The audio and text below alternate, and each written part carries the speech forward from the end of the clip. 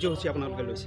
হয়, আমাৰ জন্মদিনটো যেনেকৈ আমি সকলোৱে গৌৰৱেৰে স্মৰণ কৰোঁ, আমি জন্মদিৱস পাতোঁ, ঠিক তেনেকৈ এটা চৰকাৰী কাৰ্যালয়ৰ প্ৰতিষ্ঠা দিৱসটো এই কাৰ্যালয়টোত যিটো কাৰ্যালয়ত প্ৰতিষ্ঠা দিৱস হয় সেই কাৰ্যালয়টোৰ লগত যিসকল বিষয়া কৰ্মচাৰী জড়িত থাকে তেওঁলোকৰ প্ৰত্যেকৰ এটা আৱেগ থাকে আৰু সেই আৱেগটোৰ প্ৰকাশৰ বাবে আমি এটা দিন পাওঁ আৰু সেইটো হ'ল আমাৰ প্ৰতিষ্ঠা দিৱস। গতিকে আমাৰ মাৰ্ঘেৰিটা ৰাজচক্ৰটো 1981 চনৰ 17 মাৰ্চ তাৰিখে ইয়াত প্ৰতিষ্ঠা কৰিছিল। ৰাজহ প্ৰশাসনটোক ৰাইজৰ ওচৰলৈ চপাই নিয়াৰ উদ্দেশ্যে আৰু আজি 44টা বছৰে সামাজিক দায়বদ্ধতাৰে এই কাৰ্যালয়ৰ বিষয়া কৰ্মচাৰীসকলে ৰাইজৰ সেৱা আগবঢ়াই আহিছে।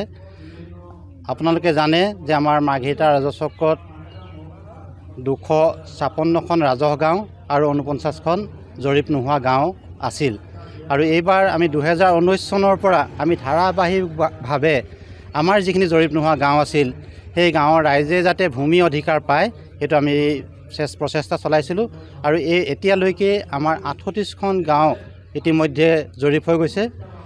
বৰ্তমান চৰকাৰৰ নিৰ্দেশ অনুসৰি যিবিলাক গাঁৱৰ ভৌগোলিক কালি একেবাৰে কম সেই গাঁওবিলাক আমি পাৰ্শ্ব গাঁৱত মিলাই দিব লাগে। ঠিক তেনেকৈ আমাৰ 4খন গাঁও একেবাৰে সৰু আছিল, ভৌগোলিক কালি হিচাপত 25 হেক্টৰতকৈ কম। গতিকে সেইকেইখন গাঁও আমি প্ৰথমতেই আমাৰ পাৰ্শ্ব যিকেইখন গাঁও আছে তাৰ লগত চামিল কৰিছিলোঁ।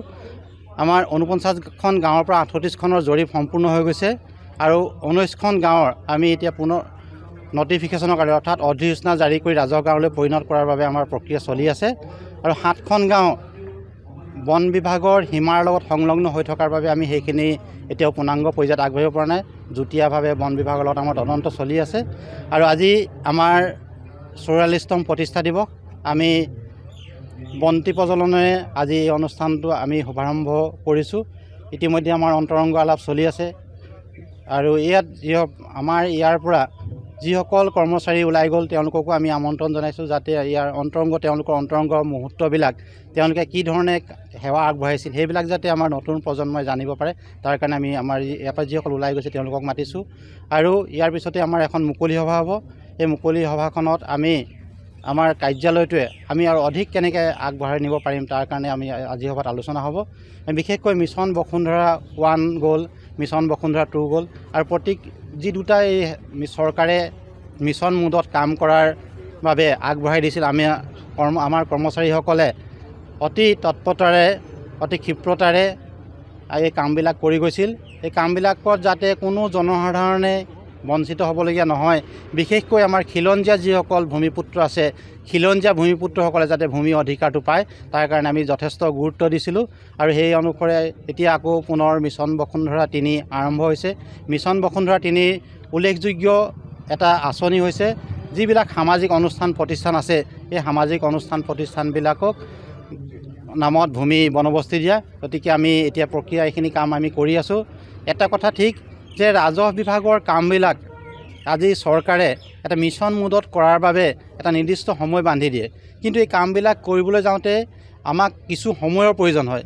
কিন্তু মিছন মোডত যেতিয়া কামখিনি কৰিবলগীয়া হয় আমি সেই সময় অতিক্ৰম কৰিব নোৱাৰোঁ। যিহেতু আমাৰ যিবিলাক ভূমি নথি সেই নথিবিলাক আপোনালোকে চৰকাৰী কাৰ্যালয়বিলাক বিশেষকৈ ৰাজহ বিভাগৰ কাৰ্যালয়বিলাকত আপোনালোকে যেতিয়া আহে আপোনালোকো যিহেতু আপোনালোকৰ এই কাৰ্যালয়ৰ লগত জড়িত, গতিকে আমাৰ নথিবিলাক যি ধৰণে উন্নীত হ'ব লাগিছিল সেই ধৰণে নথিবিলাকো উন্নীত নহয়। তথাপিতো আমি 1976 চনৰ যিবিলাক পুৰণি নথি আছে সেই নথিবিলাককে আমি লৈ আমি কাম কৰি গৈ আছোঁ।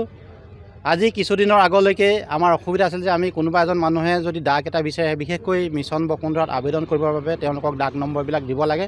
এই ডাক নম্বৰবিলাক দিবৰ বাবে আমি ফিল্ডলৈ যাবলগীয়া হয়।